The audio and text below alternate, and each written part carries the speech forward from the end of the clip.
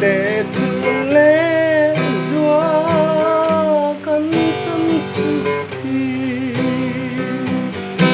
a va rei lo